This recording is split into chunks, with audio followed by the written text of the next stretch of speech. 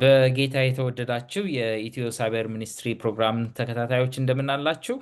እግዚአብሔር አምላካችንን ስለዚህ ጊዜ እጅግ አድርገን እናመሰግናለን። መልካምነቱ ምሕረትና ቸርነቱ በስቶልን ዛሬም እንደገና ደግሞ ከእናንተ ጋር ይህንን ከኢያሱ መጽሐፍ የሚገኙ ትምህርቶችን በሚል ርዕስ የጀመርነውን ቃል እንድናጠና የእርሱ ፈቃድ ስለሆነ ሁሉ ስሙ የተመሰገነ ይሁን። እግዚአብሔር ይህንን ጊዜ አዘጋጅቶልናል። እግዚአብሔር ረድቶን እንደገና ደግሞ ይህን ቃል እንድናጠና የእሱ ፈቃድ ሆኗልና ስለዚህ እጅግ አድርገን እናመሰግነዋለን። እንግዲህ ዛሬ በስምንተኛው ክፍል ትምህርቶቻችን የእምነት ጀግኖች ስለሆኑ ሁለት ሰዎች ታሪክ እንመለከትና ከነሱ ምን እንደምንማር እናያለን። በዚህም ስለ ኢያሱና ስለ ካሌብ በተለየ ሁኔታ የምናጠናበት ጊዜ ነው ማለት ነው። በዚህኛው ክፍል እንግዲህ አብረውኝ ያሉትን ወገኖች አስተዋውቃችኋለሁ። እህት ትርንጎ ደሴ እንዲሁም ደግሞ ዶክተር ጌታሁን መርጊያ ከሚችጋን ናቸው ሁለቱም። እኔም ብሩክ ነኝ። አብረናችሁ እንቆያለን። በነገር ሁሉ እግዚአብሔር ከኛ ጋር እንዲሆን በጥናታችን ሁሉ ደግሞ እንዲመራን ወንድሜ ዶክተር ጌታሁንን በጸሎት እጋብዘዋለሁ። እሺ እንጸልይ። እግዚአብሔር አባታችንና አምላካችን በዚህ ሰዓት ደግሞ ከኢያሱ መጽሐፍ ስናጠና ነበር። ዛሬ የእምነት ጀግኖችን በተለይ ስለ ኢያሱና ካሌብ የሚያስተምረንን ጌታ አምላክ ሆይ እኛም እንደ ባሪያዎችህ በተለይም እንደ መድኃኒታችን እንደ ኢየሱስ ክርስቶስ ያንተ ፈቃድ በእያንዳንዳችን ሕይወት እንዲፈጸም እንጠይቀሃለን። በመንፈስ ቅዱስ አንተ ምራን። ስለ እምነት ጀግኖች በምናጠናበት ጊዜ ይህ የእምነት ጀግንነት ለእኛም መሰረት ሆኖልን እነዚህ ምስክሮች ሁሉ አይተን በአንተ ዘንድ ሁሉ ይቻላል ብለን እንድናምን እንድንከተል በዚህ በመጨረሻ ዘመን መምጫ ቅርብ ነው። ጌታ አምላክ ሆይ ጠላት ሴጣን በተለይም እንደሚያገሳ አንበሳ እኛን ካንተ ለመንጠቅ በሚሯራጥበት ጊዜ እኛ ጠንካራ የአንተ ወታደሮች ሆነን ያንተን ስም ለዘላለም ከፍ ከፍ አድርገን በእምነት ወደ ተስፋው ምድር እንደገቡት እኛ ደግሞ ወደ አዲስቷ ኢየሩሳሌም ስላዘጋጀልን በእምነት እንድንገባ በመንፈስ ቅዱስ በእያንዳንዳችን ልብ እንድትኖር እንማጸናለን። በዚህ ጥናትም እንግዲህ ጌታ አባት ሆይ ተቀድቶ ሌሎችም የሚሰሙትን ሁሉ በተለየ ሁኔታ እንድትባርክ እኛንም እንድትባርከን የምንናገረው የምናደርገው ሁሉ በአንተ ፈቃድ ይሆን ዘንድ በመንፈስ ቅዱስ ትቆጣጠረን ዘንድ በጌታ ኢየሱስ ክርስቶስ እንማጸናለን። ከቀድቶም የሚተላለፈውን ሁሉ ለስምህ ክብር ይሁን፣ ለእምነት መጠንከሪያ ይሆን ዘንድ ይህን ትምህርት እንድታሰፋ እያንዳንዳችንን ጌታ አምላክ ሆይ አንተ ቀድሰን። ስለሰማን ተመስገን። በጌታ ኢየሱስ ክርስቶስ ስም አሜን። አሜን። አመሰግናለሁ ወንድም ጌታሁን። እንግዲህ በመግቢያ ላይ ለማለት እንደመከርኩት ዛሬ የምንማረው ስለ ሁለቱ የእምነት ጀግኖች ይሆናል። አብረን የምናጠናው ክፍል እንግዲህ ከነሱ ምን እንማራለን የሚሉትን ነገሮች ነው በስፋት የምንመለከተው ማለት ነው። በዋነኝነት የምናየው መጽሐፍ ቅዱስ ጥቅስ በዕብራውያን 13:7 ላይ ይገኛል። እንዲህ ይላል፣ እግዚአብሔርን ቃል የተናገራችሁን ዋናዎቻችሁን አስቡ፣ የኑሮዋችሁንም ፍሬ እየተመለከታችሁ በእምነታቸው ምሰሏቸው ይላል እና ዛሬ በአብዛኛው እንዳልኩት የምንማረው ስለ እምነት ነው። እነዚህ ሁለት ሰዎች በነበሩበት ሕይወት ውስጥ ከሌላው በተለየ ሁኔታ ያሳለፉትን ሕይወት እና ለእምነት ያላቸውን ቁርጠኝነት በስፋት የምናይበት ክፍል ነው ማለት ነው። እንግዲህ ብዙ ጊዜ ስለ ትምህርት ስናስብ ስለ ልጆቻችን እናስባለን። ልጆቻችን ከማን ይማራሉ፣ ምን ይማራሉ የሚለው ነገር በስፋት እንመለከታለን እንደ ወላጅ ከሆንን ማለት ነው። እንዲሁም ደግሞ ታናናሾቻችንን ቢኖሩ ከማን እንደሚማሩ ለማየት እንሞክራለን። እንግዲህ በሀገራችንም ባለው አባባልም ጓደኛህን ንገረኝና ማንነትህን እነግርሃለሁ ይላል። ሰው እንደዋለበት አብሮት ጊዜ እንደሰጠውና እንዳሳለፈው ሰው ከዛ ሰው የሚማረው ነገር አለው ብዙ ማለት ነው እና ቤት ውስጥም ቢሆን ደግሞ ልጆቻችን ከኛም ራሱ የሚማሩበት እድል አለ። አንዳንድ ጊዜ የእኛን መጥፎ የሆነውን ነገር ሲወስዱ እንበሳጫለን ወይም በጣም ቅር እንሰኛለን። ስለዚህ ከኛ መልካም የሆነውን ነገር እንዲማሩ እንፈልጋለን ማለት ነው እና እ፣ ነገር ግን እንግዲህ አንዳንድ ጊዜ እንደዚህ መማር እያለ ሲኖር አንዳንድ ጊዜ የምንፈልገውን ሳይሆን የማንፈልገውን ሆነን ደግሞ መገኘትም አለ።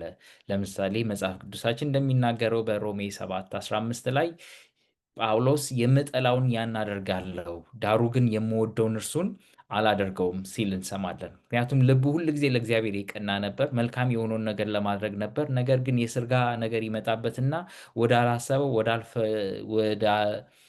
ማድረግ ወደማይፈልገው ነገር ስጋው ሲስበው እንመለከታለን ማለት ነው። እና አንዳንድ ጊዜ ወዳልፈለግነው ነገር ስንሳብ እንመለከታለን። የስጋ ባህሪ ወይም ዝንባሌ ወደዛ ስለሚያደላ ነው ብዬ አስባለሁኝ። እና እንግዲህ ሰዎች በምሳሌ ነው የሚማሩት ብዙ ጊዜ ከታዳጊዎች ታላላቆቻቸውን እያዩ ወላጆቻቸውን እያዩ ትምህርት ቤት ላይ ሲሆን አስተማሪዎቻቸውን ወይም ደግሞ ጓደኞቻቸውን እያዩ ሰዎች ይማራሉ። እኛም ብናድግም ትልቅም ብንሆን ወላጆችን ሆነን ብንጠራ በዚህ ጊዜ የምንማራቸው ወይም አራያ የምናደርጋቸው ሰዎች ሊኖሩን ይችላሉ። እና ዛሬ እንግዲህ በዚህ ሳምንት ትምህርታችን እነዚህን ሰዎች እንዴት አድርገን ለእምነታችን አራያ አድርገን እንደምናያቸው እንመለከታለን ማለት ነው። እና በመጀመሪያ የምናየው ክፍል ስለ ታማኝነት ይሆናል። እና ስለ ታማኝነት ስናነሳ እነዚህ ሁለት ሰዎች ከሌሎቹ በተለይ በኢያሱ መጽሐፍ ውስጥ ከተጠቀሱት ሰዎች በተለየ ሁኔታ ለምን ታማኝ እንደሆኑ እንመለከታለን ማለት ነው። ስለዚህ ታማኝነታቸውን ስንጀምር እነዚህ ሰዎች ማን ናቸው የሚለውን እንመለከታለን። በቅድሚያ ስለ ካሌብ እንመልከት። ስለ ካሌብ ስንመለከት ዘሁልቁ ምዕራፍ 13 ቅዱስ ቁጥር 6 ላይ የሚናገረው ነገር አለ። ካሌብ ማን እንደሆነ ካሌብ ከይሁዳ ነገድ የዮፎኒ ልጅ ካሌብ ይለዋል። ዘሁልቁ 13 ቁጥር 6 ላይ ማለት ነው። እና የዮፎኒ ልጅ ከይሁዳ ወገን የሆነ ካሌብ ነው። እንግዲህ እዚህ ዘሁልቁ ምዕራፍ 13ን ስናነብ እስራኤላውያን ከግብፅ ምድር ከወጡ በኋላ ከነዓንን ለመውረስ በሚዘጋጁበት ሰዓት ሙሴ 12 ሰዎችን መልምሎ ለመላክ ሲያዘጋጅ ከተመለመሉት 12 ሰዎች ውስጥ አንደኛው ካሌብ ነው፣ ሌላኛው ደግሞ ኢያሱ ነው። እነዚህን ሰዎች በብዛት በመጽሐፍ ቅዱስ ውስጥ እንመለከታቸዋለን ወይም ስለ እነሱ አትሊስት ሰምተን እናውቃለን። እንግዲህ ካሌብ ቀጥተኛው የዕብራይስጥ ትርጉሙ ውሻ የሚል ትርጉም ያለው ሲሆን ማንም ሰው ይህንን ስም መውሰድ ወይም መውረስ አይፈልግም። ምክንያቱም ውሻ እንደ ስድብ ስለሚቆጠር ማለት ነው። ነገር ግን ካሌብ ከፈጸመው የእምነት ተግባር አንጻር ስናይ ከዕብራይስጥም ከዕብራውያንም አልፎ በዚህ ዘመን በብዙ ቋንቋዎች ወይም በሚነገሩት ሰዎች መካከልም ካሌብ እንደ መልካም ስም ይታያል። ስለዚህ ያን የሰጠውን ትርጓሜ ያለፈ ሰው ነው ማለት ነው። ያ ለምንድን ነው? እሱ ካሳየው ባህሪ ከታማኝነት አንጻር ማለት ነው። እዚህ እንግዲህ ቅድም የጠቀስኩት ዘሁልቁ ምዕራፍ 13ን ስንመለከት ዘሁልቁ ምዕራፍ 13 ላይ ከቁጥር 4 ጀምሮ እስከ 15 ድረስ እንሄድ። እነዚህ 12ቱ ሰዎች እነማን እንደሆኑ ይናገራል። ከማን ነገድ የማ ልጅ እንደሆኑ። ስለዚህ ነገር ግን ከነዚህ ውስጥ በትክክል ሁል ጊዜ የምንሰማውና የምናስታውሰው የካሌብንና የኢያሱን ስም ነው። የሌሎችን ስም ለምሳሌ ሰፈጥ፣ ይጋል፣ አውሴ፣ ፈልጢ፣ ጉዲኤል፣ ጋዲ፣ አሚኤል፣ ሰቱር፣ ናቢ እነዚህን ሰዎች ስም የምናስታውሳቸውም አይመስለኝም። ምክንያቱም የሰሩት ስራ መልካም ያልሆነ ተግባር ስለሆነ ስማቸው ለመታሰቢያነት እንኳን ሊቀር አልቻለም ማለት ነው። እና ስለዚህ አይታወቁም። እነዚህ 10 ሰዎች ከሁለቱ ከኢያሱና ከካሌብ ውጭ ያሉት ለእስራኤላውያን መልካም ዜና ይዘው አልመጡም። ምክንያቱም ይዘውት የመጡት የጎበኟቸው ወይም የሰለሏቸው ሰዎች እጅግ በጣም ትልልቅ እነሱ ከነሱ ጋር ሲነጻጸሩ የአንበጣ ታህል እንደሆኑ፣ ስለዚህ ለእምነት ልጆች ተስፋ አስቆራጭ ነገር ነው ያመጡት። በዚህም ሙሴም እግዚአብሔርም እንዳልተደሰቱ እንመለከታለን ማለት ነው። ከዛም እንግዲህ እነሱ አልተደሰቱባቸው ወይም ደግሞ ይዘዋቸው የመጡት ነገር ግን በሕዝቡ ዘንድ ግን እነዚህ 10 ሰዎች የተለየ ተቀባይነትን ሲያገኙ እንመለከታለን። ምክንያቱም እነዛ ሰዎች ያጠፉናል ብለው ሲሄዱ አምነዋቸው ነበርና ለዛም ይመስለኛል ዘኍልቍ ምዕራፍ 14 ቁጥር 10 ላይ ስንመለከት ወደ ኢያሱና ወደ ካሌብ ሰዎች ሁሉ ዞረው መላው ማህበር ግን በድንጋይ ሊወግሯቸው ተነጋገሩ ይላል። በእምነት መውረስ እንችላለን። እነዚህ ሰዎች ምንም እንኳ ግዙፎች ቢሆኑም እኛ ጋር ያለው ከእነርሱ ጋር ካለው ይበልጣል ብለው ቢሄዱም እነዚህ ሰዎች ግን ሊወዷቸው ወይም ህዝቡ ግን ሊቀበላቸው አልፈለገም። በእንደዚህ አይነት በማይጠበቅበት ሁኔታ ሌላው ህዝብ ሁሉ ግር ብሎ ሌላ ነገርን መስማትን በፈለገበት ወቅት፣ እምነቱን በጣለበት ወቅት እምነታቸውን ይዘው ማሳለፍ የቻሉት ህዝቡ እንዲሻገር ምክንያት የሆኑት እነዚህ ሁለት ሰዎች ናቸው። ምንም እንኳን ተወግረው ይሙቱ ቢባሉም በዛ ውስጥ አልፈው እነዚህ ሰዎች እምነታቸውን ማሳየት ችለዋል ማለት ነው እና ከሚታየው ይልቅ እልፍ ማለት ችለዋል። ስለዚህ ለእኛ ጥሩ ምሳሌ፣ ጥሩ ትምህርት ሊሆኑን ይችላሉ ማለት ነው እና ዛሬ በዚህ ላይ በደንብ አድርገን እንመለከታለን። እንግዲህ ላይ ለማንሳት እንደሞከርኩት ካሌብ ከይሁዳ ነገድ የሆነ የዮፎኒ ልጅ እንደሆነ ተመልክተናል።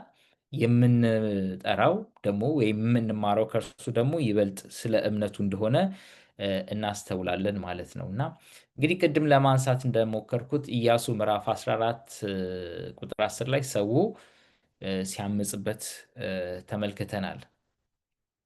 ማለት ወደ እህት ትርንጎ ይህንን ጥያቄ ላምጣውና ካሌብ ማለት እንወርሳለን ስላለ እምነትን ስላሳየ ህዝቡ ለምን ሊነሳበት ቻለ? ይሄን ያህል በዛ ሁሉ መሃል ጸንቶ መቆሙስ ምንድን ነው? ከሱስ ምን እንማራለን የሚለውን እስቲ ከአንቺ ጋር እንመልከት።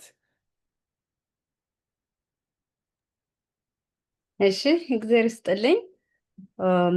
ይሄንን የምንመለከተው ካሌብ የተመሸገችውን ትልቋን የተፈራችውን ከተማ ለምን ጠየቀ? ምንስ ተማምኖ ነው የሚለውን እናይና ወደ ጥያቄ እንመጣለን። እና ኬብሮን የተባለችው ከተማ ኮረብታ ላይ የነበረች የተመሸገች ከተማ ናት። በውስጧ ያሉት ደግሞ አናቃውያን በጣም ግዙፎችና ረጃጅም ትልቅ ሰዎች የተባሉ ናቸው።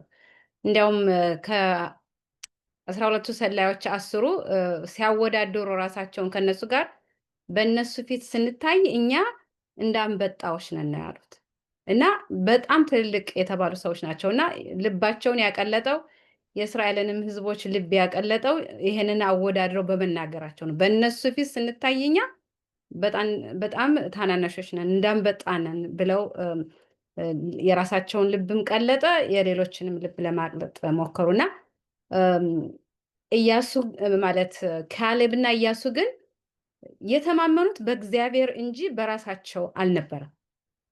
ስለዚህ እነዚህን እግዚአብሔር እስካሁን እንዴት አድርጎ እንዳመጣቸው ስለተገነዘቡ የነሱ ኃይል እንጂ የነሱ ኃይል ሳይሆን የእግዚአብሔር ኃይል እዚህ ድረስ እንዳደረሳቸው በማመናቸው አሁንም እነዚህን ሰዎች በቀላሉ እግዚአብሔር እንደሚያሸንፋቸው በእምነት ተቀብለዋል። ነገር ግን አንተ ስትገልጸው እንደነበር ብሩክ ተመልሰው ለሕዝቡ በተናገሩ ጊዜ የነሱ ቃል አልታመነም። የሌሎቹ የ10ሩ ሰዎች ቃል በመተማመን እነሱን ሕይወታቸውን ለማጥፋት እስከሚፈልጉ ድረስ ሕዝቡ በጣም ተበሳጭተው ነበረ እና ይህንን እንዲያደርግ የረዳው የነበራቸው እምነት ነው። ሙሉ ለሙሉ እግዚአብሔርን ከልባቸው በመከተላቸው እሱ ራሱ ሲናገር ኢያሱ 14:6-14 እንዲህ ይላል፣ የይሁዳ ሰዎች በጌልጌላ ወደ ኢያሱ ቀረቡ። እንግዲህ እሱ ከይሁዳ ነው እና እሱም ጭምር ነው። ወደ ኢያሱ ቀርበው ከዛም የቄነዛዊ የዮፎኒ ልጅ ካሌብ እንዲህ አለው፣ እግዚአብሔር በቃዴስ በርኔ ስለ አንተና ስለ እኔ የአምላክ ሰው ለሆነው ለሙሴ የተናገረውን ታውቃለህ። የእግዚአብሔር ባሪያ ሙሴ ምድሪቱን እንድሰልል ከቃዴስ በርኔ በላከኝ ጊዜ የ40 ዓመት ሰው ነበርሁ። እኔም ትክክለኛውን ማስረጃ ይዤለት መጣሁ። አብረውኝ ወደዛ የወጡት ወንድሞቼ ግን የሕዝቡ ልብ በፍርሃት እንዲቀልጥ አደረጉ። ሆኖም እኔ አምላኬን እግዚአብሔርን በፍጹም ልቤ ተከተልኩት። ይሄ ነው እንግዲህ ከሌሎቹ ልዩ የሚያደርገው። እግዚአብሔር አምላኬን በፍጹም ልቤ ተከተልኩት። ስለዚህ ሙሴ በዛች ዕለት አምላኬን እግዚአብሔርን በፍጹም ልብህ ተከትለኸዋልና እግርህ የረገጣት ምድር ለዘላለም ያንተና የዘርህ ርስት ትሆናለች ብሎ ማለልኝ። አሁንም እነሆ ልክ እግዚአብሔር እንዳለው ይህን ለሙሴ ከተናገረበት ጊዜ አንስቶ እስራኤል በምድረ በዳ ሲንከራተት እኔን 45 ዓመት በሕይወት ጠብቆ አኑሮኛል። ይኸው ዛሬ 85 ዓመት ሆነኝ። ሙሴ በላከኝ ጊዜ የነበረኝ ብርታት ዛሬም አብሮኛል። ልክ እንደዛን ጊዜ ሁሉ አሁንም ወደ ጦርነት ለመሄድ ኃይሉም ብርታቱም አለኝ። አሁንም እግዚአብሔር በዛች ዕለት ቃል የገባልኝን ይህችን ኮረብታማ አገር ስጠኝ እና ተስፋ ቃሉን አምኗል። እግዚአብሔርን ነው የተማመነው። ኢቭን 45 ዓመት እና 85 ዓመት በሆነው ጊዜ እንኳን ጉልበቴ ዘሴም ነው ያለ። እሱ በራሱ ይሄንን እንዳላደረገው ያስተውላል። የእግዚአብሔር ጸጋ ስለበዛለት ነው። እግዚአብሔር ደግሞ የተናገረውን እንደሚፈጽም ስላመነ ይህንን ጠየቀ። እሱ 85 ዓመት ሆኖኛል። እነዚህ አመፀኛ ህዝቦች እኔ ባልገባሁበት ነገር አመፀኛ ህዝቦች ጋር ስንከራተት 45 ዓመት ጨረስኩ። ስለዚህ ለእኔ መልካም ቦታ ይገባኛል፣ መዋጋት ምናምን የሌለበት የተሻለ ቦታ ይገባኛል ማለት ይችል ነበር። እንደዛ ቢል ምናልባት ኢያሱ ሊሰጠው ይችል ነበር፣ ምክንያቱም ይገባዋል። ነገር ግን ያንን አይደለም ያደረገው። እሱ እነዛ የተፈሩት ሰዎች ያሉበትን ተዋግቶ እንዲያገኝ ፈለገ። ቀላል ስራ አልነበረም የመረጠው እና ከባድ የሆነውን በእግዚአብሔር ተማምኖ አሸንፎ የራሱ ለማድረግ ይህንን ጠየቀ እና ይህንን በመጠየቁ ኢያሱ ያለምንም ችግር ሰጥቶታል። እና እኛ ስንቶቻችንን ብዙ ጊዜ እድል ሲሰጠን ኦፖርቹኒቲ ቃል ሲገባልን ምናምን የተሻለውን የበለጠውን የሚመቸውን ነገር ነው የምንመርጠው እንጂ ጦርነት የሚያስፈልገውን ብዙ ነገር የሚያስፈራ ነገር ባለበት ሁኔታ ላይ ራሳችንን ማስገባት አንፈልግም። ካሌብ ግን ያንን አደረገ። እነዛን አናቃውያን በእጅግ የተፈሩ ሰዎች አሸንፎ ያንን ምድር የራሱ ርስት አደረገ እና ከሱ የምንማረው ትምህርት በእግዚአብሔር መተማመን፣ በሙሉ ልባችን ቃል ኪዳኑን ማመን እና በጽናት ከእግዚአብሔር ጋር እስከ ኮንሲስታንት የሆነ ስንት ዓመት 45 ዓመት ሲያልፍ እኛ ዛሬ የተነገረንን ነገ እንረሳለን።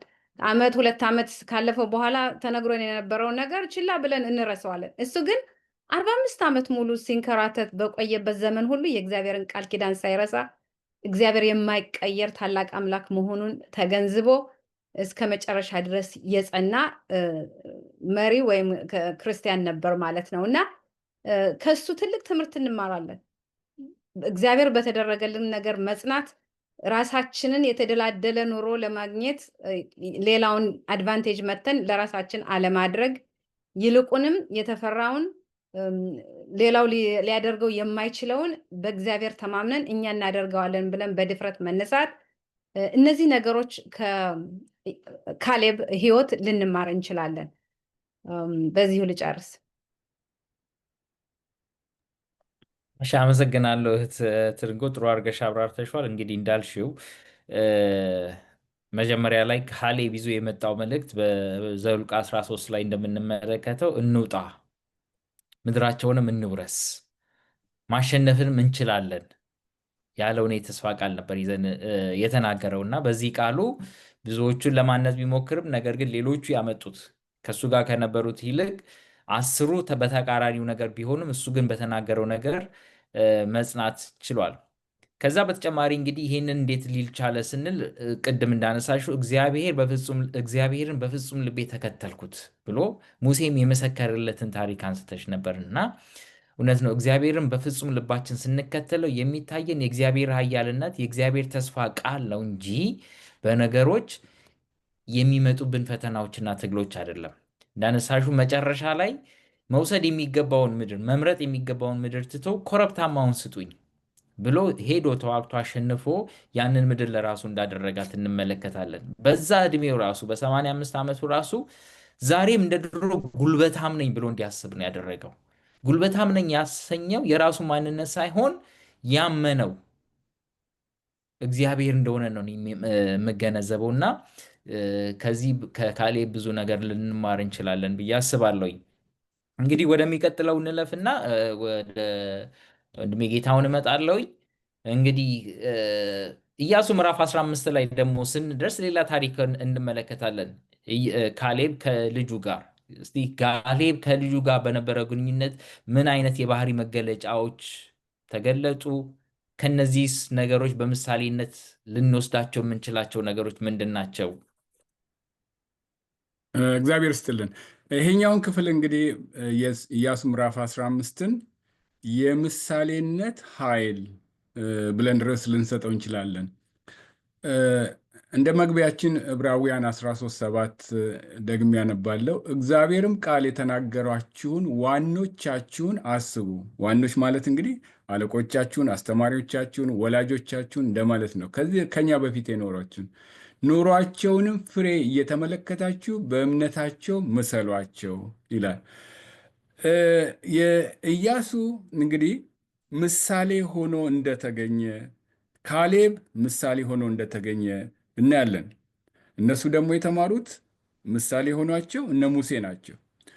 እስቲ እንግዲህ በተለይ ይሄኛውን ኢያሱ ምዕራፍ 15 ከ16 እስከ 19 ያለውን ከ13 ጀምሬ ላንብቦ እና ምን ያክል ካሌብ ምሳሌ እንደሆነ አሁን እንደተነጋገር ነው።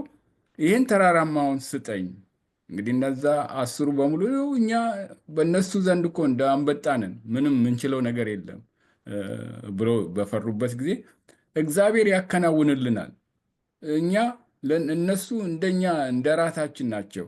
እንሂድ፣ አሁን እንውረስ። በዳም እንግዲህ ሁሉን እጁን ዘርግቶ ነው ጸጥ በሉ አሰኝቶ ነው ያንን የተናገረው። ያ እምነት ዛሬም 85 ዓመቴም ቢሆን 40 ዓመቴ ሆኜ ያን የሰለልኩትን እግዚአብሔር ለሙሴ እንደተናገረው የረገጥክበትን ትወርሳለህ እንዳለኝ ብሎ በእምነት የጸናውን ምን ያክል የእሱ ልጆች እንደተማሩ፣ የእሱ ታናናሽ ወንድሞች እንደተማሩ በዚህ ላይ ይገልጽልናል። አብረን አንብበው። ኢያሱ ምዕራፍ 15 ከ13 እግዚአብሔርም ኢያሱን እንዳዘዘው ለዮፎኒ ልጅ ለካሌብ በይሁዳ ልጆች መካከል ቂርያት አርባቅ የምትባለውን ከተማ ድርሻ አድርጎ ሰጠው። እርሷም ኬብሮን ናት። ይህም አርባቅ የዔናቅ አባት ነበረ። ካሌብም 3ቱን የዔናቅን ልጆች ሲሳንና አካሚንም ተላሚንም ከዚያ አሳደዳቸው። እንግዲህ የእስራኤል ልጆች እነዚህ ታላላቅ ናቸው፣ ግዙፎች ናቸው ብሎ የፈሩትን እሱ እንግዲህ እንዳባረራቸው እናያለን። ቁጥር 15 ከዚያም በደብሬ ሰዎች ላይ ወጣ። የደብሬ ቂርያት ሴፌር ትባል ነበረ። ካሌብም የቂርያት ሴፌርን ለሚመታ ለሚይዛትም ልጄን አክሳን አጋባለሁ ብሎ አለ። የካሌብም ወንድም የቃኔዝ ልጅ ጎቶንያል ያዛት፣ ልጁንም የአሳንን አጋባው ብሎ ይላል።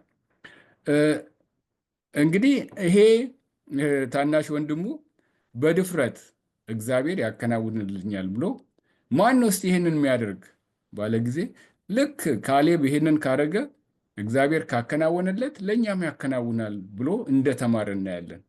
ከዛ ታሪኩን በምትከታተሉበት ጊዜ ደግሞ አክሳን የካሌብ ልጅ፣ እሷም ደግሞ ልክ እንደ ካሌብ ከአባቷ ተምራ ትልቅ እምነት ነበራት እና እንደውም ምን አለችው? እንደው ታሪኩን በምናነብበት ጊዜ ይሄኛውን ውሃማውን ክፍል ሁሉ እንዲሰጠን ጠይቅ ትለዋለች ባሏን። ከዛ ራሷ በፈረስ ሄዳ ነበርና ከፈረስ ወርዳ እንደውም ካሌብን ያናገረችው እሷ ናት። ምን ፈልግሽ ብሎ ካሌብ በጠየቃት ጊዜ ይህንን በቃ ስጠን። ያ ምን ማለት ነው እንግዲህ ሲከፋፈሉ ነበር ያን መሬት። ስጠን ማለት ዝም ብሎ ባዶ መሬት አለ። ተዋግተው ጠላትን አሸንፈው ጠላትን አባረው የሚይዙበት ነው ይሄ እና ካሌብን እንደሰጣቸውና እነሱም ደግሞ በርትተው ያንን ቦታ እንደያዙ ነው። እንግዲህ ሴት ተብላ የምትናቅ አይደለችም፣ የካሌብ ልጅ ማለት ነው። እና ያ እምነት ነበራት። ልክ በድሮ ጊዜ አብዛኛው እንግዲህ ንብረት የሚካፈሉት የመጀመሪያ ልጅ ወይም ደግሞ ወንዶች ናቸው። ከዚህ ሴት ልጅ ግን የምንማረው በእምነቷ ምን ያክል በእግዚአብሔር ላይ እንደጠነከረችና ከካሌብና ከኢያሱም እንደተማረች እናያለን። እኔና እናንተስ ለወገኖቻችን የምናሳልፋቸው ነገሮች ምንድን ናቸው? የሚገርም ነገር ነው። መለስ ብለን ይህንን ደግሞ ወደ መሳፍንት ምዕራፍ 3 ከ7 እስከ 11 በምናይበት ጊዜ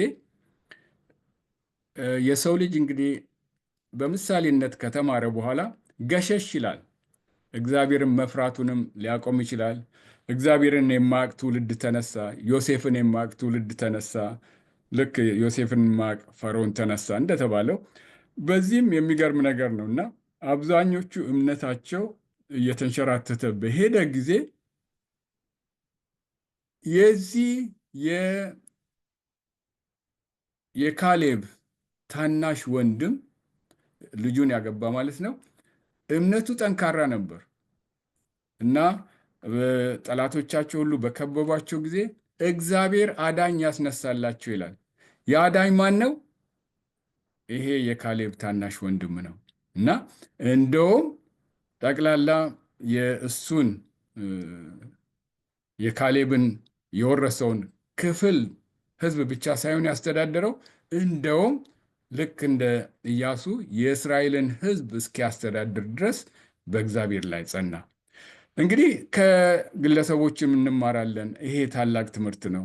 ዋናው ደግሞ ምሳሌያችን መድኃኒታችን ኢየሱስ ክርስቶስ ነው። መድኃኒታችን ኢየሱስ ክርስቶስ በዚህ ምድር በሚመላለስበት ጊዜ በእምነት ነው የጸናው። እንደሱ የተፈተነ አልነበረም እና በመጨረሻም በመስቀል ላይ ወደ መስቀል ላይ በሚሄድበት ጊዜ የደም ላብ እያላበው በጸሎት በሚተጋበት ጊዜ በጌተሰማኔ 3 ጊዜ ጌታ ሆይ እቺ ጽዋ ከኔ ትለፍ፣ ነገር ግን ዓላማ ነበረው። ያ ዓላማ ምንድን ነው? የሰው ልጅ ሁሉ ለማዳን ዞር ብሎ ከአዳም ጀምሮ መድኃኒታችን ኢየሱስ ክርስቶስ እስኪመጣ ያለውን ሕዝብ በሚያይበት ጊዜ በሞት ጥላ ሁሉ እንደሚሸፈን እሱ ሕይወቱን ካልሰጠ፣ ነገር ግን እንደዛ 3ቴም እያቃሰተ ቢጸልይም መድኃኒታችን ኢየሱስ ክርስቶስ በመስቀሉ ላይ ጸና። እሱ በመጽናቱ እኔና እናንተ የዘላለምን ሕይወት እንድናገኝ እግዚአብሔር በእውነት እሱን እንደረዳው እናያለን። እኛንም እንግዲህ እንደሚረዳን ነው። መጨረሻም በዮሐንስ 19 28 30 ሄደን በምናነብበት ጊዜ ሕይወቱን በሚሰጥበት ጊዜ ተፈጸመ ብሎ ጮኸ።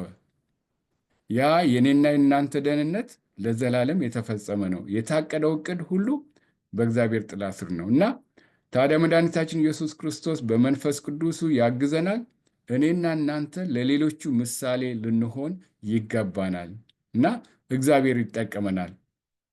እንደው ከሕይወቴ ታሪክ ጠቀስ ለማድረግ የምፈልገው እኔ ባደግኩበት ጊዜ ወደ ለውጥ እየመጣ ነበር። ደርግ እየመጣ ባለበት ነው እና ሕፃን ሆነን ደርግ ቦታ በያዘ ጊዜ ወጣቶች ይሄ ኢህአፓ የተባሉ የተለያየ ፖለቲካ ውስጥ ወረቀት ሲያነቡ ምን ሲሉ ብዙዎቹ የተገደሉበት ጊዜ ነበረ፣ የተረሸኑበት ጊዜ እና ጋሽ ነጋሽ ያሳደገኝ እንደ አባቴ ሁሌ ምን ይላል? እግዚአብሔር ይጠብቀናል እና በእምነት ይጸናል። እኔ ጠባቂ ሆኖ ዲን ነበረ። እኔ ጠባቂ ሆኜ አንድ ልጅ እንዳይሞት ወደ እግዚአብሔር ጮኋለሁ። አንድ ልጅም ደግሞ በእጄ አይሞትም። በኋላ ደርጎች መጡ። ይሄው እንዲህ እንዲህ ሲለቅሙ ተጠቁመናል፣ ወረቀት አንብበዋል። ከዛ በእኔ ሞት አለ እኔን ገላችሁ ነው የምታልፉት። እኔ ከወላጆች በኃላፊነት የተረከብኩ ነኝ። ውጭ ካገኛችሁ እሱ የእናንተ ኃላፊነት ነው፣ እንዳሰኛችሁ አድርጉ። እዚሽ ግቢ ግን መግባት አትችሉም በድፍረት። ያ ታዲያ እምነት በእውነት ለእኛም ለልጆቹ በጣም በርትቶልን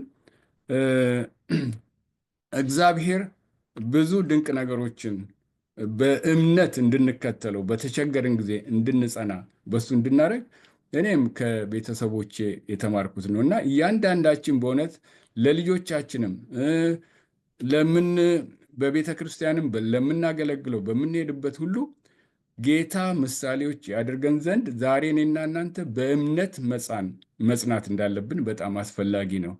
ለጓደኞቻችን አይዟችሁ ጌታ ያድናል ብለን በእምነት መጽናት በጣም አስፈላጊ ነው። እሺ፣ ለዚህኛው ክፍል እዚህ ላይ ያቆማለሁ። አመሰግናለሁ ጌታሁን። እንግዲህ አንድ በዋነኝነት ከዚህኛው ክፍል የምንማረው ካሌብ ለሚቀጥለው ትውልድ ያስተላለፈውን ትልቅ እምነት አርአያ የመሆንን ነገር ነው። ለልጁም ያሳየውን ነገር ነው። ልጁም መታ እባክህ ባርከኝ ስትለው እንሰማለን እና በሱ እግር ተተክታ እንደሄደች እምነትንም ከእርሱ እንደወረሰች መመልከት እንችላለን። እንግዲህ በቀጣይነት እስካሁን ስለ ካሌብ ስንመለከት ነበርና ካሌብ ቅድም እህት ርንጎ ኮረብታማውን መርጦ ሄዶ እንዴት አድርጎ አሸንፎ በእምነት ድል አድርጎ ወደ ራሱ እንዳደረገው ተመልክተናል። ካሌብ እንግዲህ ከ12ቱ ሰዎች ታሪክ ስንመለከት ካሌብ በተጨማሪ ማን ነበረ? ኢያሱ ነበረ። ሙሴም ስለ እምነታቸው የመሰከረላቸው እነዚህም ሁለት ሰዎች ነበር። እንግዲህ ካሌብ መጣ፣ ኮረብታማውን መረጠ፣ ወሰደ፣ በዛ ላይ የነበሩትን ሰዎች አሳደደ፣ የራሱ አደረገ። ኢያሱስ ከምን ደረሰ? ኢያሱን ታሪክና የካሌብን ታሪክ ስናነጻጽረው ከነሱ ምን እንማራለን? ኢያሱስ ምንን ተቀበለ የሚለውን እስቲ ከአንቺ ጋር እንመልከት። እሺ፣ አሁን ደግሞ የኢያሱን ታሪክ እንመለከታለን። አርስቱ ትሁቱ ጀግና ይለዋል እና ኢያሱ የእስራኤሎች መሪ ሆኖ ሙሴ ከሞተ በኋላ ተመርጦ እያለ ነገር ግን ለነገዶቹ በሙሉ የሚያስፈልጋቸውን ርስትና ድርሻ አካፍሎ የመጨረሻውን ድርሻ የወሰደው እሱ ነው እና ይሄ ምንድን ነው የሚያሳየን? በዘመናችን ስናይ መሪ የሆነ ሰው አስቀድሞ መልካሙን ጥሩ የሆነውን ነገር ለራሱ አድርጎ ነው የተረፈውን ለሌላ የሚሰጠው። እሱ ግን የሚገባቸውን ሁሉ እግዚአብሔር እንዳዘዘው ለእያንዳንዱ ነገድ ከሰጠ በኋላ በመጨረሻ ይህችን ነገር እባካችሁ ስጡኝ ብሎ ጠየቀ፣ እነሱም ሰጡት ይላል እና ከእንደዚህ አይነት ጸባይ ኢያሱ ከነበረው ጸባይ እኛ ምንድን ነው ልንማር የምንችለው? እና እውነተኛ መሪ ህይወቱን ሳክሪፋይስ የሚያደርግ ነው፣ መስዋዕት አድርጎ የሚሰጥ እንደሆነን የሚያሳየው እና እውነተኛ መሪዎች ሌላውን የሚያስቀድሙ ራሳቸውን ሳይሆን ሌላውን የሚያስቀድሙ፣ መንፈሳዊ መሪ ስንሆን ደግሞ የእኛን የራሳችንን መብት ለማስከበር ሳይሆን የእግዚአብሔርን ስራ ለመስራት እግዚአብሔር እንዳለን ለመፈጸም የተዘጋጀን መሆን እንዳለብን እንደዛ ነው ያደረገው ኢያሱ። እግዚአብሔር ያለውን አድርጎ ከጨረሰ በኋላ ህዝቡን ለእኔ ደግሞ ይችን ስጡኝ ብሎ ራሱን መጨረሻ ያደረገ መሪ ነበር እና እንደምናውቀው በእግዚአብሔር መንግስት ደግሞ ክርስቶስ ራሱ እንደተናገረው በዚህ ምድር ታላቅ መሆን የሚፈልጉ ታናሾች ነው የሚሆኑት። በዚህ ምድር ደግሞ እንደ ታናሽ የተቆጠሩት በእግዚአብሔር ፊት ታላቅ እንደሆኑ እንደሚቆጠሩ ይናገራል እና ያንን በትክክል ያሳየ መሪ ነበረ። ሌላው ደግሞ ራሱን ዝቅ ማድረግ ሂዩሚሊቲ ከስልጣን የተሻለ እንደሆነ፣ ስልጣንን ተጠቅሞ ብዙ ነገር ማድረግ ይችል ነበር፣ ነገር ግን ያንን አልመረጠም። ይሄ በጣም ራስን ዝቅ የሚያደርግ ሰው በእውነት የእግዚአብሔር ሰው መሆኑን እናስተውላለን። ብዙ ጊዜ ሰዎች አይታችሁ ከሆነ ሀምብል የሆኑ ሰዎች ስታዩ በእውነትም እግዚአብሔር የተገናኛቸውና የዚህ ዓለም ነገር ወይም ምንም አይነት ክብር ለራሳቸው የተገባቸው እንዳልሆነ አድርገው የሚቆጥሩ ሰዎች ያ ከሰው ሳይሆን ከእግዚአብሔር የተሰጣቸው ትልቅ ስጦታ እንደሆነ እናስተውላለን እና እግዚአብሔርን ለማክበር እንጂ ለራሳቸው ክብር ለራሳቸው ጥቅም ብለው የማይሰሩ እውነተኛ ዝቅ ያለ መንፈስ ያላቸው መሪዎች አሁንም ሆነ በዛን ጊዜ አስፈላጊ ነበሩ እና ታላቅ መሪ የሚባል ሰው የእግዚአብሔርን ስራ የሚሰራ የራሱን ነገር ሳያስቀድም እግዚአብሔርን የሚከብርበትንና ስሙን የሚያስከብረውን ነገር አውቆ በዛ መንገድ የሚመራ መሪ እጅግ ታላቅ መሪ ነው እና እሱ ትልቅ ነገር እንትን አላለም፣ አልጠየቀም። ትልቅ ከተማ የተሟላለት ከተማ ምንም ቢውልድ ማድረግ የማያስፈልገው መጨመር የማያስፈልገው ፍጹም የሆነ ከተማ አልጠየቀም። የጠየቀው እንዲያውም ምንድን ነው ምናልባት ትንሽ ከተማ ሳትሆን አትቀርም ራሱ ሰራት ነው የሚለው፣ ቢውልድ አደረጋት ነው የሚለው እና ትልቅ የሆነ ነገር ለራሱ አልጠየቀም። እግዚአብሔር በሰጠው በታናሿም ነገር መርካትን ኮንቴንት መሆንን የተማረ ሰው ነበር። ሌላ እንዲጨመርለት የተለያየ ነገር እንዲደረግለት ህዝቡን አላስጨነቀም። እነሱንም ደግሞ ለራሳቸው ከሚሆነው ነገር ወስዶ ለራሱ ሊያደርግ አልፈለገም እና እውነተኛነት የሚመዘነው ባለን ነገር መሆን የለበትም። በዚህ ምድራዊ ባለን ነገር ማንነታችን ሊወሰን አይገባውም፣ ወይም ደግሞ ሜጀር ሊደረግ አያስፈልገውም። እውነተኛ ሜጀር መደረግ ያለበት የጌታ ልጆች መሆናችንና በሱ መርካታችን፣ እግዚአብሔር ከኛ ጋራ መሆኑ ትልቁ ድርሻችን እሱ መሆኑን አስተውሏል። ኢያሱ ያንን አስተውሏል። ዛሬም እኛ ከሱ ልንማረው የሚገባን ታላቁ ድርሻችን እኛ ክርስቶስ ነው። እሱን በመያዛችን መርካትና ያለን ይበቃናል ማለትን ያስተምረናል። ከሚገባን በላይ ለማግኘት ስንሯሯጥ ሌሎችን ረግጠን ስልጣናችን ተጠቅመን የእግዚአብሔርን ስራ ንቀን ሊሆን ይችላል ያንን ነገር ሁሉ የምናገኘው እና ከእውነተኛ መሪዎች የሚጠበቀው ራስን ዝቅ ማድረግና የእግዚአብሔርን ነገር ማስቀደም እንደሆነ እና ሊዲንግ በኤግዛምፕል በምሳሌነት መምራት እና ኢያሱ በምሳሌነቱ ሌሎችን ትምህርት እንዲያገኙ ያደረገ ይመስለኛል። ምክንያቱም ራስ ወዳድ በሆነ መልኩ የራሱን ነገር እንዲጠበቅለት አልጠየቀም።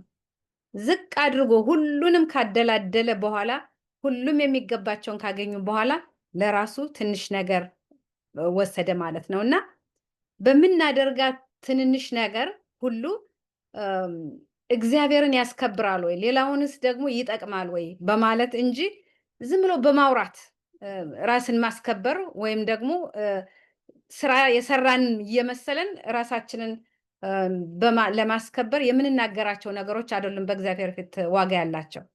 ብዙ ጊዜ ፖለቲሽያኖችን ስናይ ይህን እናደርጋለን ኢናጉሬሽን በሚያደርጉበት ጊዜ ብዙ ነገር እናደርጋለን ብለው ፕሮሚስ ይገባሉ እና ህዝቡ ደግሞ ያን ጊዜ ስለተናገሩ የእውነት የሚያደርጉት መስሎ የሚያምን ብዙ ህዝብ አለ። ነገር ግን በሚያደርጉትና በነበሩበት በመሪነት በነበሩበት ጊዜ የተደረገውን ነገር ስናይ ግን አይመሳሰልም። የነገሩንና ያደረጉት ብዙ ጊዜ ግንኙነት የለውም። ምናልባት ሊጨርሱ ሲሉ ሁለተኛ ለመመረጥ ሲሉ አንድና ሁለት ነገር ጨምረው ይሰሩ ይሆናል። ስለዚህ ኢያሱ ራሱን በማስከበር በፐብሊክ በሆነ ነገር በመናገር ሳይሆን በህይወቱና በስራው ነው ያሳየው እና ሌላው ደግሞ እግዚአብሔር የሰነፍ አምላክ አይደለም። የተመቻቸውን ነገር አግኝቶ በቃ እዚህ መጨመርም አልፈልግም መስራትም አልፈልግም ይህች ናት የኔ ከተማ ማለት አልፈለገም። ራንዳውን የሆነች ከተማ ወስዶ በራሱ በእጁ ቢውልድ እንዳደረጋትና በዛ መኖር እንደቻለ ይነግረናል እና ይሄ ትሁት ጀግና መሪ እግዚአብሔርን በማስቀደም ለራሱ ሳይሰራ ያደረገው ነገር ለእኛ ትልቅ ትምህርት ሊሆነን ይገባል። በዚህ ጨርሳለሁ። አመሰግናለሁ ትርንጎ። እንግዲህ አንቺ እንዳልሽው ከኢያሱ በጣም ብዙ የምንማረው ነገር አለ። መሪ ነበረ። ከሙሴ በኋላ ህዝቡን ተቀብለው እያሻገረ የነበረው እርሱ ነው። መጨረሻ ላይም ተሳክቶለት ዮርዳኖስን ተሻግሮ ያስገባቸው እሱ ነው። እንዳልሽው ብዙ ጊዜ በዚህ ዘመን ላይ ስንመለከት በመሪነት ላይ ያሉትን ሰዎች ስንመለከት መጀመሪያ ለራሳቸው ነው ቅድሚያ ለራሳቸው፣ ለልጆቻቸው፣ ለቤተሰቦቻቸው የሚያደርጉትን ነገር ነው የምንመለከተው። ኢያሱ ግን ከዛ ያለፈ ነው። ማርቆስ 10 ላይ ክርስቶስ ኢየሱስ ሲናገር የአሕዛብ አለቆች ተብለው የሚታሰቡት እንደሚገዟቸው ሹማዎቻቸው በእነርሱ ላይ ስልጣናቸውን እንደሚያሳዩ ታውቃላችሁ ይላል። በእናንተ ዘንድ ግን እንዲህ አይደለም። ከመካከላችሁ ታላቅ መሆን የሚፈልግ ሁሉ አገልጋይ ይሁን፣ ፊተኛ ለመሆን የሚፈልግ ሁሉ የሁሉ ባሪያ ይሁን። የሰው ልጅ ሊያገለግልና ሕይወቱን ለብዙዎች ቤዛ አድርጎ ሊሰጥ መጣ እንጂ ሊገለገል አልመጣም ብሎ ይነግረናል ማለት ነው። እና እዚህ ላይ ስንመለከት እንዳልሽው በእውነትም ኢያሱ ከክርስቶስ ኢየሱስ ራሱ የተማረ ነው የሚመስለው። ልክ በእግዚአብሔር መንፈስ ምሪት ነው ይሄደው ማለት ነው። የራሱ ማንነት አላስቀደመም። ከሁሉም ለሕዝቡ የሚገባውን አከፋፍሎ ከጨረሰ በኋላ የተረፈውን ነው፣ ያውም ሲናገር የተረፈው ነው የተባለለት እና የተረፈውን ነው የወሰደው እና የይገባኛልን ጥያቄ አላሳይም። እንግዲህ ወደ ዶክተር ጌታሁን ልምጣና ቅድም ስለ ክርስቶስ ኢየሱስ ከሱ መማር እንዳለብን ስታነሳ ነበር እና ወደዛ ሀሳብ በስፋት እንድታብራራው እድል ልስጥ። መጽሐፍ ቅዱስ በዕብራውያን 12 ምዕራፍ 1 እና 2 ላይ ሲናገር ስለ እነዚህ የእምነት አባቶች ምስክርነት ይናገራል እና እንግዲህ እነዚህን የመሳሰሉ ብዙ ምስክሮች እንደ ደመና በዙሪያችን ካሉልን ሸክም የሚሆንብንን ሁሉ በቀላልም ተብትቦ የሚይዘንን ኃጢአት አስወግድን በፊታችን ያለውን ሩጫ በጽናት እንሩጥ። የእምነታችን ጀማሪና ፍጹም አድራጊ የሆነውን ኢየሱስን እንመልከት። እርሱ በፊቱ ስላለው ደስታ መስቀሉን ታግሶ የመስቀሉንም ውርደት ንቆ በእግዚአብሔር ዙፋን ቀኝ ተቀምጧል ይለናል እና እንግዲህ አንተም ስታነሳ እንደነበረው ብዙዎቻችን ከነዚህ ሰዎች ሕይወት ታሪክ እንማራለን። ከነ ካሌብ፣ ከነ ኢያሱ። ከክርስቶስ ኢየሱስ ደግሞ መማር ደግሞ ትልቅ ነገር ነው። ክርስቶስ ኢየሱስ ራሱ ምን አለ? ከኔ ተማሩ እኔ በልቤ የዋህ ትሑትም ነኝ ብሎ ሲያስተምር እንመለከታለን እና እዚህ ጋም የእምነታችን ጀማሪና ፍጹም አድራጊ የሆነውን ኢየሱስን እንመልከት ይለናል እና እንዴት ነው ክርስቶስን እያየን መለወጥ የምንችለው? ክርስቶስን እያየን ማደግ የምንችለው? ክርስቶስን እያየን እምነታችንን ማጠንከር የምንችለውስ እንዴት ነው የሚለውን ሀሳብ ከአንተ ጋር እንመልከት። እግዚአብሔር ስጥልን። አዎ ያነበብከው ጥቅስ ዕብራውያን ምዕራፍ 12 ከየት የጀመረ ነው? እንግዲህ ዕብራውያን 11 ነው እና የእምነት ጀግኖችን ከነ አብርሃም ጀምሮ እያንዳንዱን ገለጸ እና እነዚህ ምስክሮች ስላሉልን እንሄድ። እንግዲህ በማሰብ ወይም ደግሞ በማሰላሰል ባይ ቢሆልዲንግ ሻል ቢ ቼንጅድ የሚለው መድኃኒታችን ኢየሱስ ክርስቶስ ያደረገውን ምንድን ነው? ሕይወቱ እንዴት ነበረ? ለእኔ የሚያደርገው እግዚአብሔር በፍቅሩ የተነሳ መድኃኒታችን ኢየሱስ ክርስቶስ ያደረገው ነገር ምንድን ነው? ይወደኛል። እኔን ከወደደኝ ያዘዘኝ ነገር ምንድን ነው? እርስ በርሳችሁ ተዋደዱ እኔ እንደወደድኳችሁ የሚለውን ክፍል በምናሰላስልበት ጊዜ የሚገርም ነገር ነው። አእምሯችን ውስጥ ያሉት ኒውሮኖች እንደምናስበው ነው። ልክ እንደ ሪኮርድ ሆኖ መስመራቸውን የሚይዙት። እንደውም አንድ ተናጋሪ ምን አለ? አእምሮን እንደ ጫካ እዩት አለ እና መንገድ አቋርጠን ለመሄድ በምንፈልግበት ጊዜ ጫካ እንመነጥርና መንገድ እናበጅለታለን። ገደል ነገር ካለ ወደ ቀኝ ዞር፣ ወደ ግራ መዞር፣ ውሃ ምናምን የሚል ነገር ካለ የመሳሰሉትን በደንብ ቀደን ነው እና ከዛ በኋላ ሰው ሁሉ በዛ ነው የሚመላለሰው። አእምሯችንም እንደዛ ነው። ጌታን እንዲፈራ ካስተማር ነው፣ በእምነት ጌታን መከተል ከጀመርን፣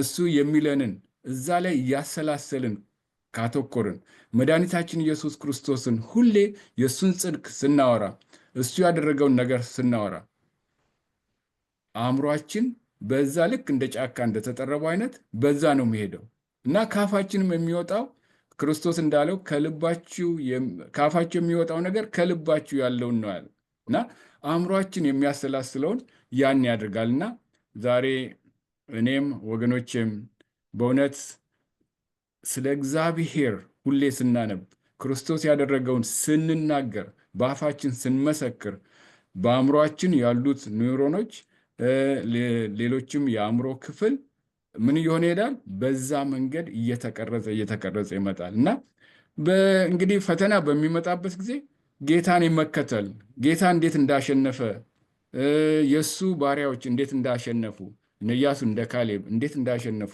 በምናተኩርበት ጊዜ ለእኛም አይቸግረንም። ሁለተኛ ቆሮንቶስ ምዕራፍ 3 17 እና 18 ጌታ ግን መንፈስ ነው፣ የጌታ መንፈስ ባለበት በዚያ አርነት አለ። እኛም ሁላችን በመጋረጃ እንደማይከደን ፊት የጌታን ክብር እንደ መስታወት እያብለጨለጭን መንፈስ የሚሆን ጌታ እንደሚያደርግ ያን መልክ እንመስል ዘንድ ከክብር ወደ ክብር እንለወጣለን። ተመልከቱ፣ የጌታችን ነገር በምናስብበት ጊዜ ጳውሎስ ምን አለ? እንደ መስታወት እናብለጨልጫለን አለ። መድኃኒታችን ኢየሱስ ክርስቶስ ምን አለ? እናንት የዓለም ብርሃን ናችሁ በሚልበት ጊዜ የክርስቶስ ልክ ጨረቃ የፀሐይን ብርሃን ተቀብላ እንደምታንጸባርቀው እኔና እናንተም በጌታ መንፈስ ስር በምንመራበት ጊዜ እንደዚሁ እናንጸባርቃለን። ፊልጵስዩስ ምዕራፍ 1 ቁጥር 6 በእናንተ መልካምን ሥራ የጀመረው እስከ ኢየሱስ ክርስቶስ ቀን ድረስ እንዲፈጽመው ይህን ተረድቻለሁ። መድኃኒታችን ኢየሱስ ክርስቶስ በእምነት ስንጠጋው የበለጠ እምነት ይጨምርልናል። እግዚአብሔር አብ በልጁ አማካይነት ወዶናል እና እሱ በእውነት እኛን ወደ እሱ እያስጠጋን መንገዱን ሁሉ እየከፈተልን እንሄዳለን።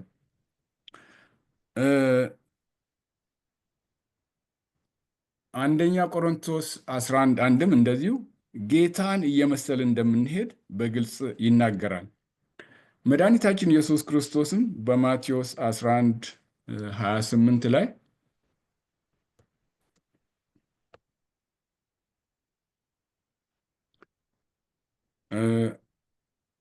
ሄደን እንድናነብ እፈልጋለሁ። እንዲህ ይላል ማቴዎስ ምዕራፍ 11 28 እናንተ ደካሞች ሸክማችሁ የከበደ ሁሉ ወደ እኔ ኑ፣ እኔም አሳርፋችኋለሁ። ቀንበሬም በላያችሁ ተሸከሙ፣ ከእኔም ተማሩ፣ እኔም የዋህ ልቤም ትሑት ነኝና ለነፍሳችሁ እረፍትን ታገኛላችሁ። ቀንበሬ ለዚብ ሸክሜም ቀሊል ነውና። አሜን። መድኃኒታችን ኢየሱስ ክርስቶስ ምን አለ? ከእኔ ተማሩ። ከእሱ ልንማር ይገባናል። በሕይወቴ ከደረሰው አንዱንም ደግሞ ላጫውታችሁ ፈልጋለሁ። ህንድ ሀገር በትምህርት በቆየንበት ጊዜ ማስትሬት ፕሮግራም ጨርሼ ወደ ሀገር ልመለስ በምልበት ጊዜ የመንግስት ግልበጣ እንዳለ ሰማንና ልንቆይ ወሰንን። በዚህ ጊዜ በምንቆይበት ጊዜ ያለኝን ፍራንክ ሁሉ ጨርሻለሁ። እንግዲህ ያለን ተስፋ ምንድን ነው? ወደ እግዚአብሔር መጮህ ነው እና ወደ እግዚአብሔር በምንጮህበት ጊዜ የሚገርማችሁ ነገር የሚያስተምረኝ አስተማሪ አንዱና እንዴ ጌታው ምን ትሰራለህ እዚህ አለኝ።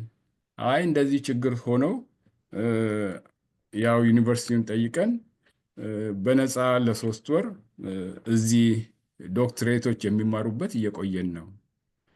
ለምን ታዲያ ዶክትሬትን ትምህርት አትማርም? ፒኤችዲ ለምን አትማርም? ገንዘብ የለኝ ምን የለኝም። እስቲ አንድ ነገር እናደርጋለን፣ 2 ሳምንት ስጠኝ አለ። ከዛ መጸለይ ጀመርኩ። 2 ሳምንት ሳይሆን በ3 እና በ4 ቀን ተመልሶ መጣ። ከዛ በኋላ ተመዝገብ፣ ወደ ጀርመን የመሄድ እድል ሊኖር ይችላል የሚል እንግዲህ ከባዶ አንዳንዴ በሀገራችን አነጋገር በጨበጣ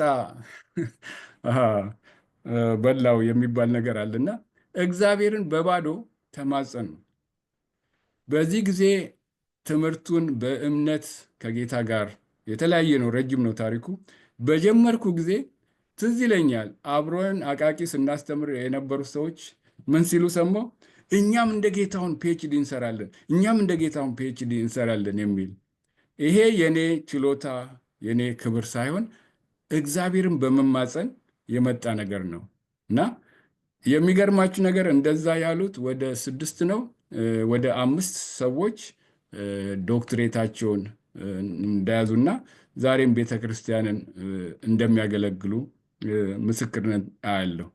እንግዲህ ምን ለማለት ፈልጌ ነው? እግዚአብሔር እንዲህ ከባረክንና የእሱ በረከት ደግሞ ሌሎች አይተው እንደዚህ እንዲባረኩ ካደረገ ስራ ሁሉ የእሱ ነው።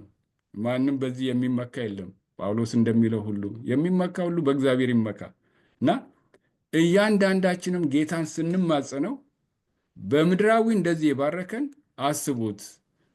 ወንጌል ተሰራጭቶ የእግዚአብሔር በረከት ለሁላችን ይሆን ዘንድ መድኃኒታችን ኢየሱስ ክርስቶስ ኑ ቀንበሬን ልዝብ ነው ሸክሜም ቀሊል ነው ከእኔ ተማሩ በሚልበት ጊዜ በእውነት አእምሮአችን ልክ እንዳልኩት እንደ ጫካ የሚቀረጽ ስለሆነ መድኃኒታችን ኢየሱስ ክርስቶስ እኛም እንድንከተለው እንግዲህ ከነዚህ ከእምነት ጀግኖች ከነ ኢያሱ ከነ ካሌብ በምንማርበት ጊዜ ዋናው የእምነት ጀግና ደግሞ እነሱን ሁሉ ጀግና እንዲሆኑ ያደረገው መድኃኒታችን ኢየሱስ ነው። ዋና ምሳሌያችን እሱ ነው። እግዚአብሔር እንግዲህ መድኃኒታችን ኢየሱስ ክርስቶስን የበለጠ እንድናቀው ዮሐንስ 17 ላይ ይቺ ናት የዘላለም ሕይወት እግዚአብሔር አምላክ አንተን ያውቁ ዘንድ የላከውንም ኢየሱስ ክርስቶስና በእውነት ጌታን እንድናቀው የእምነት ጀግኖች ተብሎ እንዳለፉት እኛም በእውነት የእምነት ጀግኖች እግዚአብሔር ያድርገን ብዬ በዚህ እደመድማለሁ። አመሰግናለሁ ወንድም ጌታሁን። እንግዲህ አንተም ለማንሳት እንደሞከርከው አንዳንድ ጊዜ በእምነት መጽናትና መቆም ሊከብድ ይችላል፣ ሊያስፈራ ይችላል። በተለይ ደግሞ በዙሪያችን ካሉ ሁኔታዎች አንጻር ስንመለከት ማለት ነው። ብዙ ሰዎች ከኛ ሲሸሹ ወይም በተለየ ሀሳብ ሲቆሙ፣ በተለየ መንገድ ሲሄዱ ስንመለከት እኛ የራሳችንን እንዳንከውን ወይም ደግሞ እየተሰማንን ወይም ያመንበትን ነገር እንዳናደርግ ሊከብደን ይችላል። ከዚህም በተጨማሪ ደግሞ አንዳንድ ጊዜ የእኩዮቻችን ተጽዕኖዎች ሊኖሩብን ይችላሉ። ነገር ግን ከነዚህ ሁለት ሰዎች ከካሌብና ከኢያሱ የምንማረው ነገር ባልተመቸ ሁኔታ ውስጥ በማይመስል በሆነ ነገር ውስጥ ጸንተው መቆም ችለዋል። የጽናታቸው ምክንያት ደግሞ ሰውን ከመፍራት የጠበቃቸው ነገር ደግሞ ቢኖር ምንድን ነው? እሱ በእግዚአብሔር ላይ የነበራቸው እምነት ነው። ለእግዚአብሔር ልባቸውን አሳልፈው በመስጠታቸው በፍጹም ልባቸውን በመከተላቸው ነው። እና እኛም እንግዲህ በሚገጥሙን ነገሮች ሁሉ እግዚአብሔርን እያስቀደመን በእርሱ ላይ እየተማመንን መጓዝ እንድንችል እምነታችንንም ደግሞ በዛ ልናዳብር እንደሚገባው ከዚህ ብዙ እንማራለን ብዬ አስባለሁ። ምክንያቱም በእምነት ሁሉን ማለፍ እንችላለን።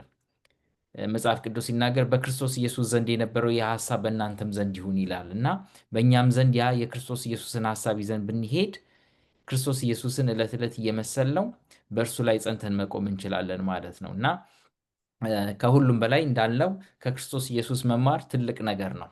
ክርስቶስ ኢየሱስ ልክ እንደኛ ሰው ሆኖ ተፈትኖ አልፏል። ነገር ግን በፈተና ሁሉ ግን በኃጢአት አልወደቀም። ስለዚህ ከሱ መጽናትን መማር እንችላለን። በሱ እምነትን መማር እንችላለን። በሱ ከአባታችን ከእግዚአብሔር ጋር ሁልጊዜ መጣመር መቻልን እንማራለን ማለት ነው። እንግዲህ ዛሬ በአብዛኛው ከኢያሱና ከካሌብ ሕይወት ብዙ ተምረናል ብዬ አስባለሁኝ። እንግዲህ በቀጣዩም በዚህ መጽሐፍ በዚህ ኳርተር ብዙ ነገሮችን ከእግዚአብሔር ጋር እንደ እግዚአብሔር ፈቃድ እያጠናን እንሄዳለን። ዛሬ ስለነበረን ጊዜ የአምላካችን የእግዚአብሔር ስም የተባረከ ይሁን። እናንተም የተከታተላችሁትን ሁሉ እግዚአብሔር አብዝቶ ይባርካችሁ። በያላችሁበት መልካም ጊዜ እንመኝላችኋለን። ፕሮግራማችንን እንግዲህ ከእህት ትሩንጎ ጋር በጸሎት እናጠቃልላለን። እሺ እንጸልይ። እግዚአብሔር አባታችን አምላካችን ጌታችን ፈጣሪያችን እጅግ አድርገን እናመሰግንሃለን። እንዳንተ ያለ አምላክ በሰማይም ሆነ በምድር ስለሌለ ሕያው የሆንክ አንድ አምላክ አንተ ብቻ ስለሆንክ እጅግ አድርገን እናመሰግንሃለን። በእውነት ዛሬንም ደግሞ ያሳየህን አንተ ነህ። ልንማረው የሚገባንም ደግሞ ስላስተማርከን እናመሰግንሃለን። ከነዚህ ታማኝ ልጆችህ ከካሌብና ከኢያሱ ሕይወት በእውነት ብዙ የምንማረው ነገር አለ። እነሱ በእምነታቸው ጸንተው እንደቆዩ ከአመፀኞች ጋራ መንከራተትን እንደመረጡ ስናይ እጅግ እምነታቸውን ታላቅ እንደሆነ የሚያሳይ ነው እና እግዚአብሔር አባት እኛም እንደነሱ ጸንተን እንድንቆም እስከ መጨረሻ ድረስ የሚጸና የተባረከ እንደሆነ እናውቃለን። ስለዚህ የሚያጸናውን ጸጋህን ለእያንዳንዳችን ስጠን። ተማርነውን በሕይወታችን ትርጉም ያለው አድርግልን። በጌታ በኢየሱስ ስም አሜን። አሜን።